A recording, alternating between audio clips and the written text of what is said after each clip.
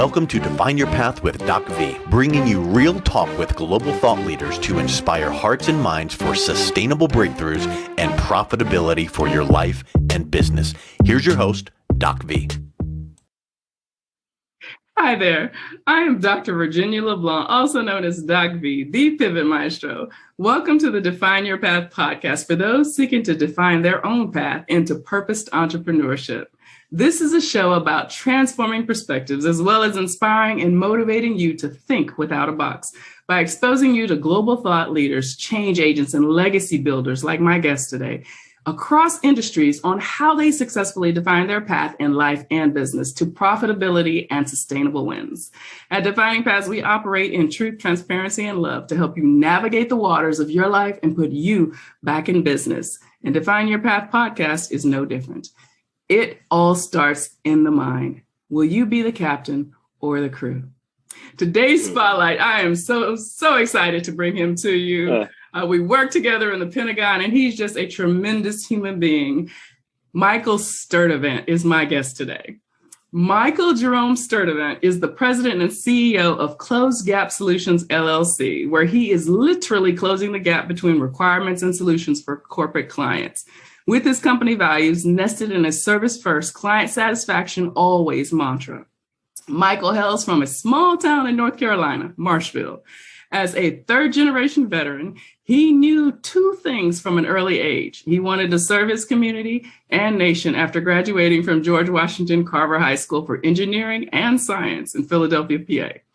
In fall 1993, he enrolled at Howard University. He joined the Reserve Officer Training Corps, graduated with a Bachelor of Science in Psychology, and was commissioned as a second lieutenant as a field artillery officer in 1998. His first 23 years of discovery prepared him for the next 2 decades of service to his nation and community.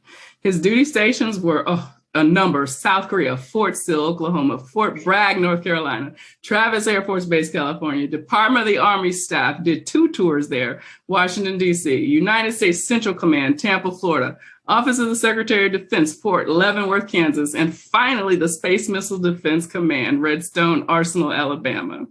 Michael deployed 3 times in defense of our nation and wouldn't trade those experiences for anything. The 3 years in combat zones gave him an honest reflection on the essential times in his life. It's with family, friends, and community. The rank awards and duty stations are significant achievements, but not what drives him. All in all, every duty station marked a time to commit to serving in the community in many capacities. In addition, Michael is also the president of Small Business Ventures, focused on community planning, diversity, equity, inclusion, and team building. He genuinely finds joy in impacting communities with resources, programs, and opportunities. The military has allowed him to take responsibility for America's most prized possession, its sons and daughters. Amen. Collectively, he's gone to war and returned with even more determination to be the difference to affect change.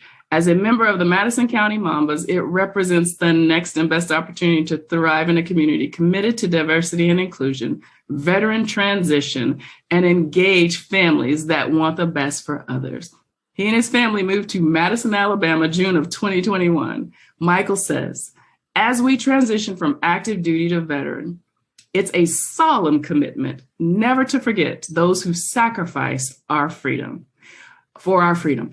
I would be remiss if I didn't publicly thank the Mambas for allowing me an opportunity to be a part of something authentic and surreal. The Mambas family has those core values, and again, it was a no-brainer to stand in the gap, committed to Madison County's now and in its future. So, ladies and gentlemen, please welcome my guest today, Michael Jerome Sturdivant. Welcome to the show, my friend. Wow. I had to take a deep breath and figure out who you were talking about. So yes. Look, I knew you win. Yeah. Hey, listen, it is truly an honor to be on your platform. And just thank you for just a genuine opportunity to give back and responsibility to help others discover their pathway. And I say that in the most genuine and honest way, because a lot of people think that it's due with time comes maturity. right? So at a certain age, but we got a lot of old fools out here that do a lot of the same things over and over again. Yeah. And so I've learned through life that if you do the same thing, you'll get the same outcome. Absolutely. It's when you're willing to step into the unknown with the confidence and faith that is to serve others, but also understand that you have a prepared responsibility through all of your own experiences, failures, wins, successes, and those experiences. You're able to really genuinely help others. Absolutely. Absolutely. And I couldn't have said it any better.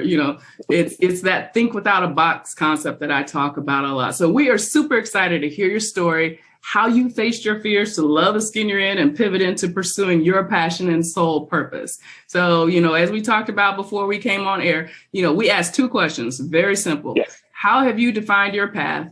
And how do you help others define theirs? So, and then we'll just flow between as we do. So the spotlight is yours. Okay. So how did I first discover my path? It was through a lot of reflection. And honestly, I had to stop being what everyone thought I could be. Oh, yes. So those years in high school and when you're young and, hey, I want to go to Howard University, and no one in my family had ever been to Howard University, but it had this mystique about it. It had this reputation. And so the first thing someone told me was, hey, well, you can be a doctor. So I said, cool. And I took every ology possible. That's why those years go from 93 to 98, because I was in discovery. Psychology fit my niche because it was really about healing through a childhood as well as an adolescent years of trying to figure out, if I don't have acceptance, what can I become? And through the discovery of those years at Howard, I really discovered that there's no one going to tell you your value. You have to really invest in where you want to be without knowing what it's going to be. You can't read the tarot cards. You can't you can't imagine it, because where you end up is truly not where you thought you would be. Yes. So again, so that transition point came to me actually 2007, and I was in the Army already. I was in command, best shape of my life, and that transition point was I had a stroke while I was running. And it was on the highest platform you can be on. I was in command. I was commander of 215 soldiers. And we were running on that hot Friday morning. And my heart stopped. And so in that moment, people always talk about the bright light and all that good stuff. Well, I saw my life flash before my eyes on everything that I kind of treaded the fence on. Spiritually, I was the type of person where I would do things, I would accomplish them, and I'd say, look at God. Not once did I really have the faith to endure that. Resilience is a huge part of faith. And coming through that resilience has to be able to give you a compassionate, authentic transparency that even when you didn't know how you were going to make it, you could still make it. Yes. At that point in time, the military showed me 2 things. They showed me that you're as good as your best run and you're only good as your last good day. And so from that moment, the report cards changed. It went from being the best officer in the brigade, down to like with best served as a staff officer. And I didn't think it was fair because I couldn't control the thing that was happening. Well, when you think that you're in control and you have a spiritual guidance over your life, I wouldn't say religion, but a spiritual guide over your life. Yes. That hand of spades change, And so what ends up happening is everything that you depended on, now you have to really depend on your faith. And so in that moment, I noticed that I did 2 things really well. I could talk to people, I was engaging, but I also had all of these things that could help motivate people to get them to inspiration. Motivation never helped me. It just never helped me. Inspiration is a thing that always made me try something new, be innovative, and create. And so, when it comes down to now where I see the difference in thought leaders, I do not like motivators. Yes. I like, inspirational, caring leaders that can authentically place themselves in the feet of those that are trying and have the compassion, not the empathy, but the compassion to understand that what tools can we put in place to get there. Yes. A couple of years ago, we had so fast forward, when we last met, we were doing a seminar called Defining Your Narrative. Mm-hmm. And in that time, what I wanted to share with people was how you take off your mask and who you present yourself. It's all a mask because that's what you presented and that's how they treat you. The best way to teach people how to love you is holding them utterly accountable to be their best at your best. Yes. Not taking compromise in trying to show them that they can get away with mistreating you or you having to come down to their level. But it's really at that saturated level of, hey, you're going to get the best out of me, but I'm really going to get the best out of you because that is all we're going to be to each other is our best. Yeah. So in those moments, I had to notice also, I said, well, what else can I do with this? And so I started looking at everything I had done in the Army. And then I looked at everything that I was doing for free. And then I looked at everybody else and I translated it into each one of those skills of what I do, because there was always a time when someone was like, hey, I need you to go speak to this group or I need you to go do this. And I was like, all right. I'm honestly an introvert. Yeah. But I understand compartmentalization, but I also understand the art of human interaction. And in that art, there's a real heartbeat behind the people that you want to inspire. And they won't believe it unless you live it. Yeah. And so again, as coming through that faith of knowing that once God got me up after not breathing or having been responsive for 4 minutes and 32 seconds, and then to take a year to recover. And then after that, you go on a deployment. And then that whole time, you're really discovering I wouldn't be here if it was not for a reason. And the first thing I did was I started meeting people that I had never met before. And they would say things like, you want to start a business? Mm-hmm. And I would say, okay. I started receiving what they would have for me. And so the job that I had when I was at CENTCOM in Tampa, Florida was, let me make sure I say it correctly. I was the idea guy that if you showed me the idea, I could show you how to integrate it within a capability that the Army needed. Mm-hmm. And so I would pitch ideas all day. They would show me a cup, an empty cup. And I'd be like, oh man, you put it up, you take the bottom out and you put it up to your eye. That's a telescope. And they'd be like, can we buy one? I'd be like, yeah, we can buy one. But where? Go to Amazon, buy one, Mm-hmm. And so, but the whole time I noticed two things. I noticed something else. The entire time I'm in the military, the entire time I've been in the military, I've only used 40% of my value. 40%. And I knew that my life, something deserves 100% of me. Yes. Something, and it's the people that I serve, the community that I serve, and the way that we reach them. And so in that vein, I knew I could write. So I started having this idea about writing books. And I was like, well, I don't really like writing books. I'm pretty abstract. So I started writing devotionals, and I started a website called Motivationally Speaking. It's still available now. Yeah, and so for like 9 years, I just wrote, if I saw a stop sign, I'd be like, God didn't mean for you to stop and stay. He meant for you to stop and wait until the time was clear. Mm-hmm. And so I did that for about 9 years. And I said, man, this ain't gonna make no money. But it was never about the money. I just had a passion for sharing whatever God told me to share with other people. Mm-hmm. And then half the time I could go back and read it years later. Facebook could come up as a new thought, or in your memories. Mm-hmm. And I read it and I'd be like, what was I on that day? But it would be something that somebody needed. And it right. And people would always call me out of the blue. I saw it, man. And let me tell you what I was going through. And I was like, yeah. And then they asked me the question, well, what were you thinking about? I said, I have no idea, but if you needed it, okay. Mm-hmm. So then as time went on, I started noticing that I had a knack for bringing together seminars because I love the human dynamic. And in those seminars, I wanted to be able to show people who they thought they were versus who they are. Mm-hmm. And so that's where we came up with the concept of, who do you actually meet? The person with the mask or the authentic self of who's going to be able to inspire you in their truth. And so doing those types of tasks and those types of being creative in that way became my niche. And so from there, I started understanding that there are so many gaps that need to be fulfilled.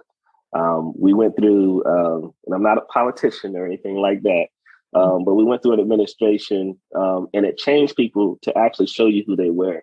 Mm-hmm. And we saw not only a lot of racism, but we saw a lot of people for who they were in their own intellects, for their own box, for their own thoughts. Yeah. And one thing that I want to be sure of is I want people to be sure of understanding what microaggression really was. Mm-hmm. What was marginalization? Why do some people get chosen and others don't? And being able to really help create the stratosphere for where you could gain relevance for yourself, regardless of wherever someone else tried to marginalize you. Mm-hmm. And from there, it was just building. You started building and creating. And so this is how I got to Close Gap Solutions. Yeah. So it sounds like from a very young age, you were pretty clear on what you wanted to do. You had some concept or idea and you followed that path and you were able to stay out of most of those boxes that people try to put you into or that can potentially cause you to or deter you from your path. So you were just kind of like following your flow, you were just operating in a positive flow. And, and then just started to connect the dots as you're operating this flow, bring what I call, what I've identified as conscious intuition. You know how the intuition constantly speaks to us, but it's in the subconscious. And usually the noise of life does not allow us to fully hear it or to process it consciously. But it sounds like you were, quite successful in doing that and tapping into that. And so that path led you to now Close Gap Solutions, where you are integrating all of this knowledge in systems that you use to help your corporate clients. Tell us a little bit about how you help, who you work with and how you help them define their path. Well, due to NDAs, specifics, I don't divulge exactly who, but what I can share with you is that on a daily basis, whether it's with the military or just client-based, 5 to 6 times a day, I get a phone call and someone asking me, well, how do you set up an LLC? Or this is the idea I have. How do we manufacture this? Or how do we implement this system into this process? And so I utilize my Lean Six Sigma. I utilize Scrum. I utilize Agile, all of these different techniques to really find how do I fulfill their intentional purpose into what they want to fix in the world. Mm-hmm. Sometimes people just tell me they just want to figure out a way to make money. And I say, okay, well, hey, I'll give you one of my t-shirt companies and you can white label my t-shirt company. And okay, cool. It runs itself. Mm-hmm. In other cases, they are long, drawn out brainstorm sessions to where you really have to listen intuitively and be aware of what the need is versus what the desire can become. Sometimes people want what they want because that's just their general idea. I want a podcast because I want people to understand what my idea is. And I say, well, your podcast should probably help people discover something that they've always thought about. How do you get unstuck?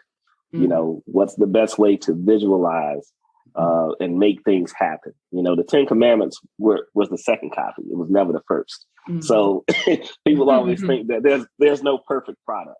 Mm-hmm. Moses stuttered. And you try to give people those impactful ways of thinking about things because nothing's perfect. It's really in the design of what the purpose is. And so right now I have, I sit on a couple of boards and I'm the guy that they bring the project to, and we'll sit down and brainstorm it. I'll draw out a process for them. And then as they make money, I make money. So it's becoming one of those things where I like to be the silent partner in the background to help people understand that The way you think about things may not be the thing that's going to inspire people to buy what you have. Mm-hmm. And so every idea is great, but not every idea is a money-making idea. So along the lines from you name an enterprise, I can do something about it, or I know someone within my network that can help someone with it. So even for you, I would say there are three of your upcoming guests are going to bless your platform and help it grow. So that's the thing that, and so the thing about it is when you learn how to do it, I put it like this. There's a saying about buying things. If you can buy it 10 times, you don't buy it unless you can buy it 10 times or 3 times, right? So I have no problem with giving things away because they come back to me in tenfold. You know, I have no apprehensions or fears of competing with anybody because no one can do what I do. And so that's what makes the difference. Yeah, absolutely. And that's what, that's what we try to convey to our folks who want to get on this purposed entrepreneur path, because it's not just about making money. You put people first and that takes care of your bottom line, and you activate that law of attraction. So I love what you said just about, you're giving, freely giving. And, it's going to return to you because you're doing it, from your heart and not as, oh, you're going to owe me or, So, I mean, literally, we're trying to, and I can tell with your company, we're trying to change how business is done, and really from that human capital value standpoint, really valuing people, whether it's employees within your company, your consultants, or, it's literally the client, at Defining Paths, we call everybody's family, who we serve, we work with, they're not just clients. We don't even like that term. But yeah, so no, this is beautiful. I just love what you're doing, how you're just open to what the universe has for you. Right. It's just coming. Well, right now, my niche for and my passion right now is in diversity, equity, inclusion. And we want to be able to capture at the lowest level 2 spaces. At the employee level, we want no employee to never feel as though their thoughts or their support is not valued and we're not there to protect them. Yeah. So teaching them about sexual harassment, teaching them about, like I said before, marginalization and microaggression. And there are different types of microaggression. I teach that in my class. What you want them to be able to understand is that in this soup bowl of different personalities and equities, your most powerful ally is someone that does not look like you, right? Yes. But it's also in how well you build the culture. And now, within the context of the workspace, there's a lot of flack about who's not being hired versus what culture can sustain the group that is hired. Right. And so people will not stay where they're not valued. Right. Yeah. They're not valued. So a lot of times they say, well, why haven't they?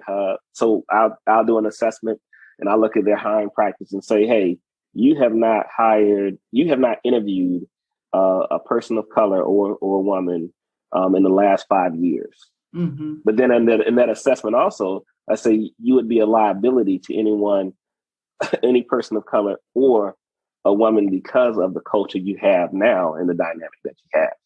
And so no amount of money is worth them being disrespected. Right. But federally, under the federal regulations of sexual harassment, your company is one lawsuit away from losing everything. So these are some tools that I can help you with to help you understand that your workplace should be fulfilled with how you're treating the capability you're providing versus the customer base that's doing the work.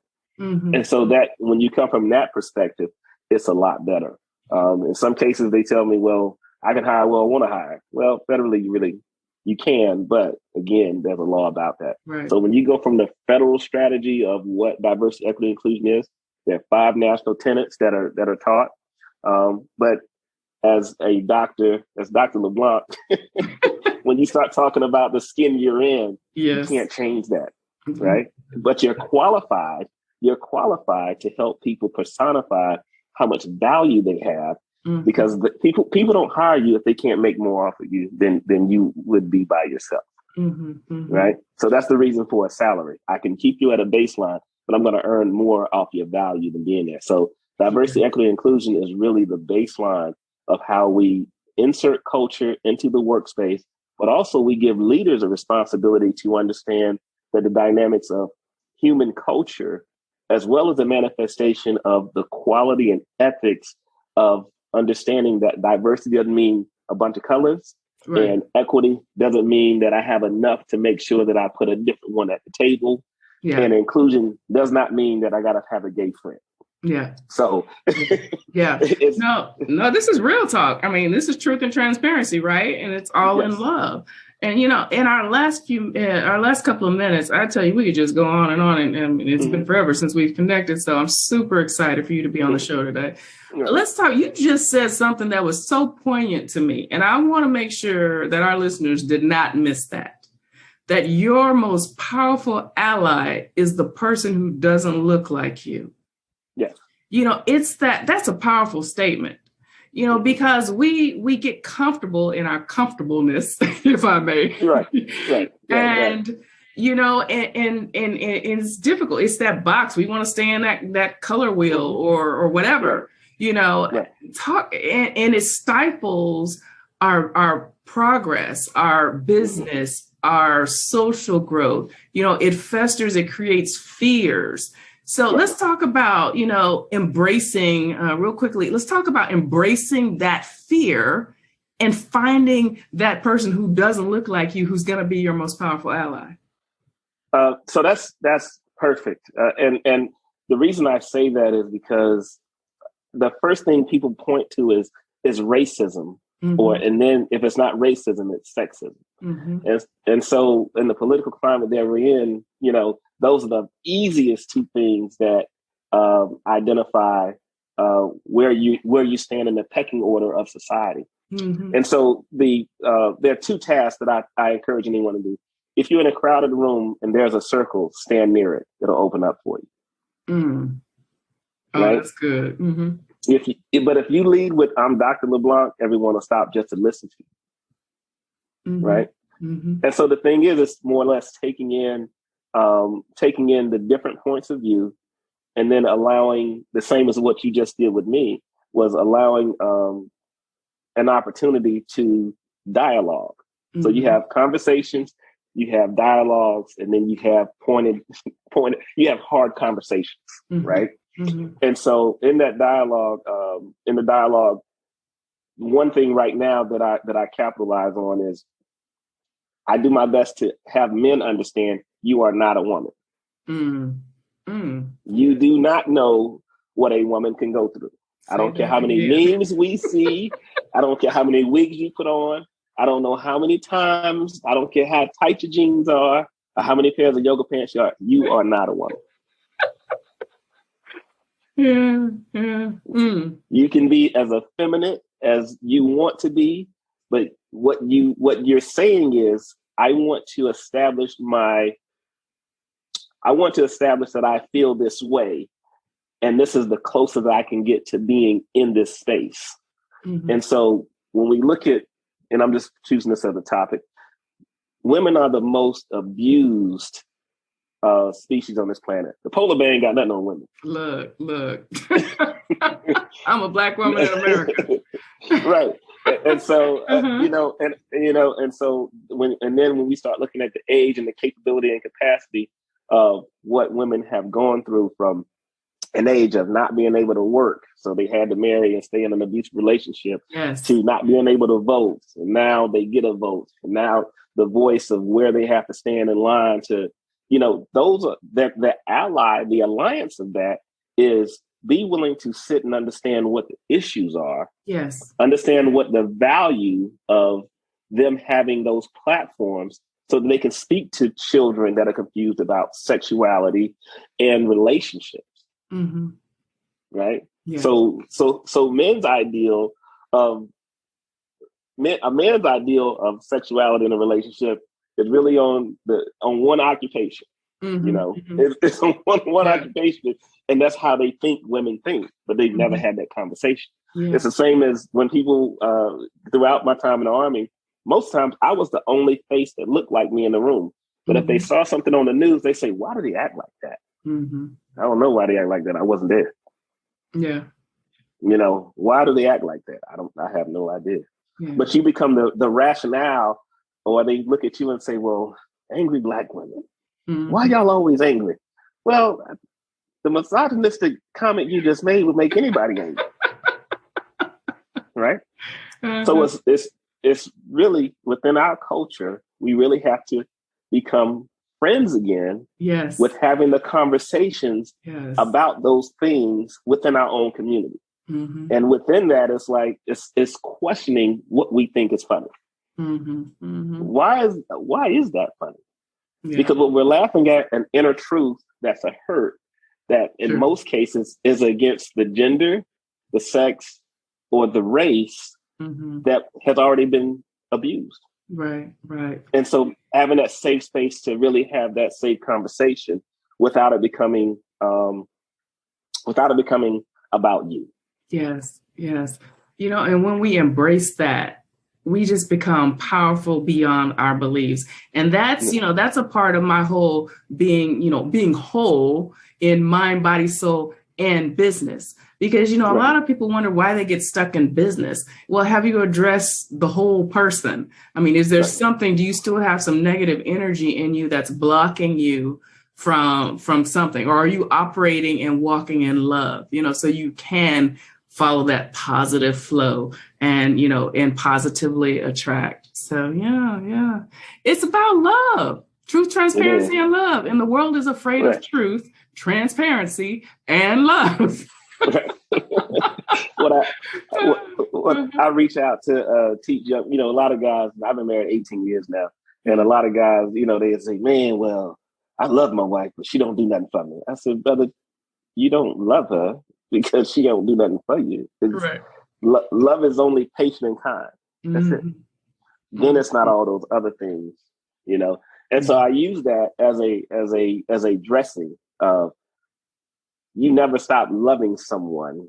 You learn to love yourself more than the behavior they've shown you that doesn't love you enough. Yeah, I love it. It's excellent way to end. And if you guys haven't figured out, Michael is also a relationship coach. Michael, thank you so much for being our spotlight today. Oh my goodness, my producer's going to kill me, but this has been so much fun. Hey, thank you so much. And I tell you, I'm always here for you.